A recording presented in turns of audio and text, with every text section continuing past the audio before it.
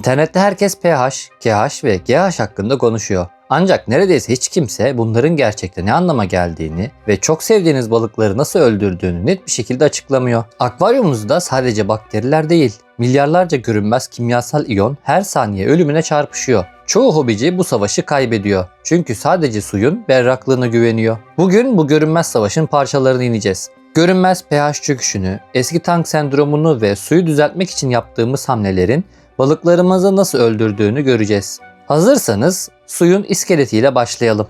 Her şeyin sağlam bir temeli vardır. Akvaryumunuzun suyunun temeli yani iskeleti ise GH'tır. Açılımı genel sertlik. İnternette GH hakkında çok fazla karmaşık bilgi var. Oysa gerçek son derece basit. GH, suyunuzun içindeki kalsiyum ve magnezyum minerallerinin toplam miktarıdır. Hepsi bu kadar. Akvaryumunuzda buharlaşan suyun camda bıraktığı sinir bozucu beyaz, sert lekeleri biliyorsunuz. İşte o lekeler GH'tır. Suyu sert yapan o mineraller. GH, akvaryumdaki yaşamın iskeletini inşa eder. GH, balıklarınızın kemiklerini güçlendirir. GH, salyangozlarınızın o sert koruyucu kabuklarını onarır. Özellikle omurgasız canlılar, yani karidesler ve salyangozlar için GH bir ölüm kalım meselesi. Kalsiyum yoksa yaşam da yok. Su çok yumuşaksa, yani suyun içinde yeterli miktarda kalsiyum minerali yoksa, karidesler büyümek için yeni kabuklarını üretemezler. Eski kabukları vücutlarına yapışır, kabuk atma süreci başladığında eski kabuğun içine sıkışırlar, hareket edemezler ve yavaşça ölürler. Bu bir hastalık değildir. Bir parazit saldırısı da değil. Bu durum tamamen eksik bir inşaat malzemesinin sorunu. Yani kalsiyum eksikliği. Fakat tatlı su balıklarının çok büyük kısmı bu GH değerine hızlıca uyum sağlayabilir. Genel sertliğin çok yüksek veya çok düşük olması yetişkin balıkları nadiren öldürür. Balıkların böbrekleri ve solungaçları mineral oranlarını kendi içinde dengeler. Yani balıkları asıl öldüren şey suyun sertliği değildir.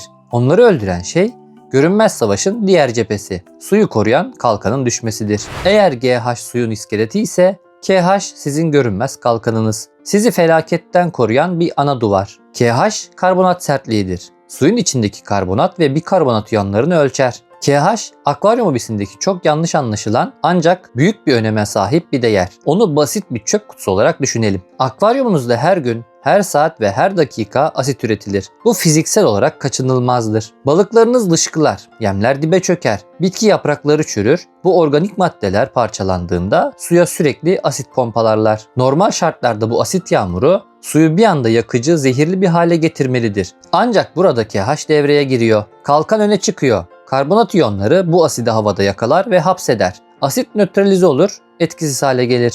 KH değeriniz ne kadar yüksekse çöp kutunuz o kadar büyüktür. Suyun içine asit yağıp dursa bile suyun ana kimyası taş gibi sabit kalır.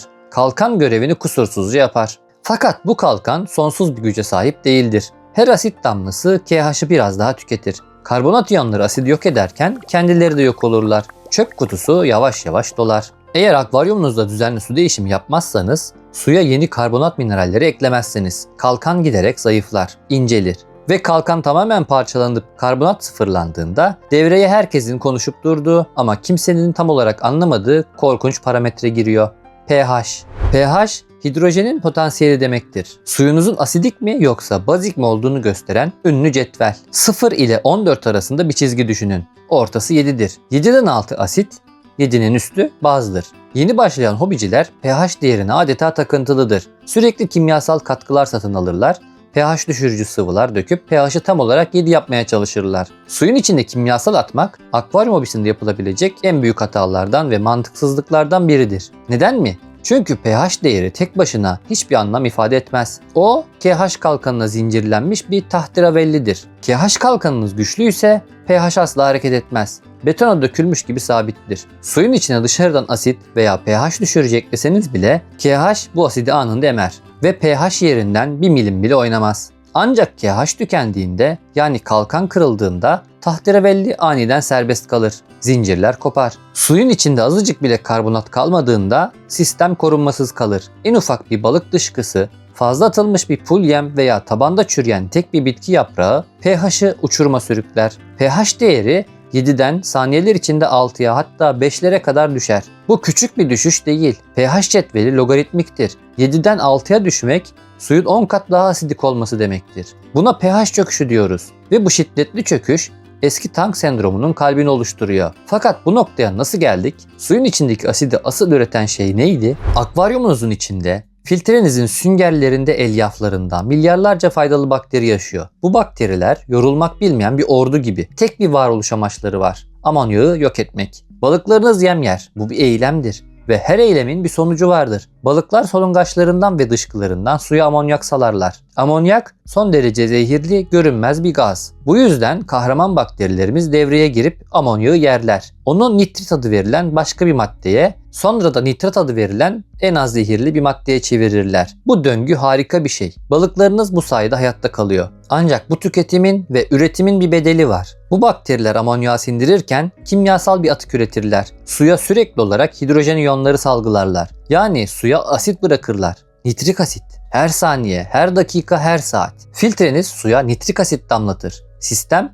temizlik yaparken kendi kendini yavaş yavaş zehirlemeye başlar. Bu yüzden KH kalkanınız bu asitleri temizlemek için kendini feda etmeye devam eder ve kendi kendini yok eder. Ancak hobici büyük bir hata yapar. Su değişimlerini aksatır. Aylarca suyu değiştirmez. Sadece akvaryumdan buharlaşan suyun yerine üzerine yeni musluk suyu ekler. Buharlaşan su saf sudur. Arkasında mineral bırakmaz. Karbonat bırakmaz. Sadece uçup gider. Akvaryumun içindeki balık dışkıları, nitratlar ve filtredeki o sinsi nitrik asit asla buharlaşmaz. Suyun içinde hapsolur. Bu yüzden aylar süren bu asit bombardımanı sonucunda tanktaki KH kalkanı tamamen sıfırlanır. Duvar yıkılır, çöp kutusu taşar. Ve işte o gün ekosistem iflas bayrağını çeker. Eski tank sendromu ihmalin yarattığı sessiz ve acımasız bir kıyamettir. Bu dışarıdan bulaşan bir hastalık değil. Bu tam anlamıyla bir biyolojik iflas. Şimdi bu iflasın nasıl gerçekleştiğine daha iyi bakalım. KH sıfırlandığı an asidi durduracak hiçbir şey kalmaz. pH serbest düşüşe geçer. pH değeri 7.4 olan sağlıklı bir su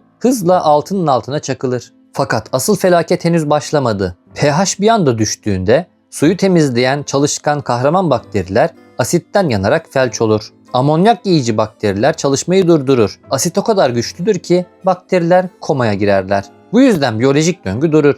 Balıkların üretmeye devam ettiği amonyak artık filtrelenemez. Sistem kilitlenir.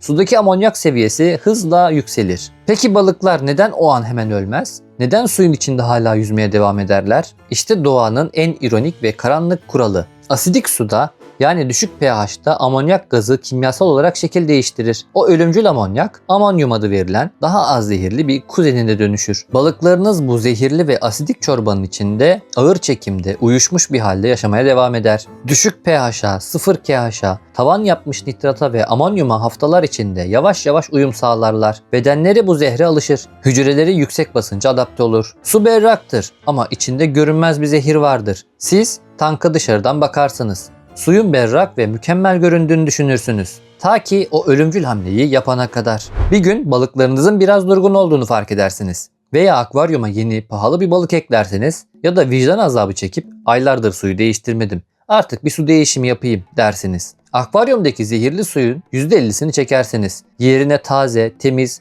klorü alınmış musluk suyu eklersiniz. Bu iyi niyetli hamle akvaryumdaki katliamın tetiğini çeker. Neden mi? Taze musluk suyunun KH'ı vardır, mineralleri vardır ve en önemlisi pH değeri yüksektir. Bu temiz suyu tanka eklediğiniz an akvaryumdaki asidik pH saniyeler içinde yükselir. pH yükseldiğinde iki felaket aynı anda yaşanır. İlki, suda o ana kadar zararsız olan uyuyan amonyum saniyeler içinde dünyanın en ölümcül gazı olan serbest amonyağa dönüşür. Su aniden ölümcül bir zehre döner. İkincisi, bu ani asit baz dengesinin değişimi eski balıklarınızın kanında ve hücrelerinde pH şoku dediğimiz şiddetli ozmotik felç yaratır. Eski asidik suya alışmış olan balıkların hücreleri bu yeni zengin mineralli suya dayanamaz. Organları anında iflas eder. Temiz su eklediğiniz için kendi balıklarınızı kendi ellerinizle öldürmüş oluyorsunuz. Balıklar saniyeler içinde ölür. Yeni aldığınız pahalı balık tanka girdiği an bu şokla can verir. Siz panikle internette yeni hastalıklar,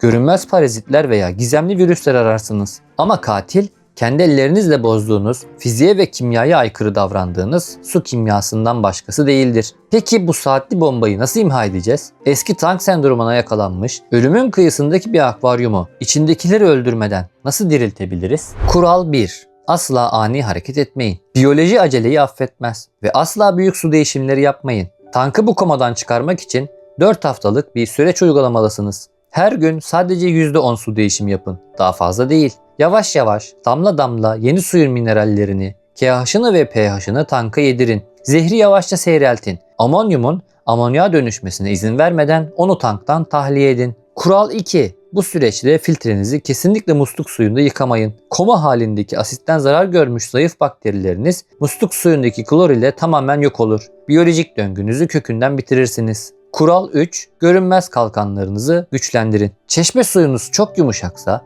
KH değeriniz çok düşükse veya su değişimlerini sık sık anlatan biriyseniz filtrenize bir avuç kırık mercan ekleyin. Kırık mercan saf kalsiyum karbonattır. KH çöp kutunuz her dolduğunda, su her asidik olmaya başladığında bu mercanlar yavaşça erir. Suya kendiliğinden taze karbonat pompalarlar. Kalkanı kendi kendine yeniler. pH çöp kutunuzun taşmasını ve pH çöküşünü sonsuza dek imkansız hale getirir. Akvaryumunuzu sadece gözlerinizle değil, zihninize de izleyin. O cam duvarın arkasında berrak suyun içinde her saniye devam eden milyarlarca iyonun katıldığı devasa bir kimyasal savaş var. Suyunuzun pH değeriyle bir takıntı gibi savaşmayın. Sulara kimyasal dökmeyin. KH kalkanınızı her zaman güçlü tutun. GH iskeletinizi beslediğiniz balık veya karides türüne göre ayarlayın. Ve en önemlisi rutin su değişimlerinizi asla aksatmayın. O zaman doğanın o kusursuz biyolojik makinesi tüm ihtişamıyla sizin için çalışacaktır.